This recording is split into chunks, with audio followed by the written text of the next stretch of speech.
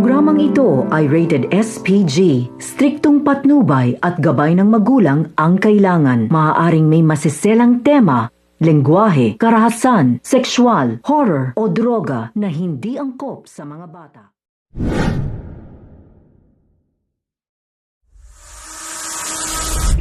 Sa sobrang galit ni Armando nang malaman niya na nasa kanila itong presidente, agad niya itong kinumpunta at hindi nga alam ito ng mga agila kung ano nga ba ang kasalanan nito ni kila Armando. Kaya naman ipinaintindi ito ni Lolita at ni Armando ang atraso ng presidente sa kanila. Ang angkan nga daw nila ay maubos dahil sa maling pagmamahal ng kaisa-isang anak nito ni Don Ignacio.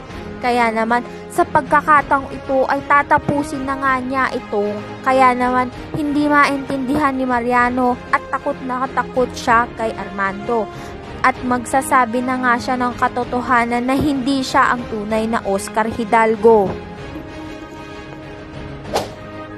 Pakatutukan po natin kung ano nga ang mga pangyayari. Lahat ng yan ay abangan natin sa susunod na episode. Maraming salamat sa iyong panonood.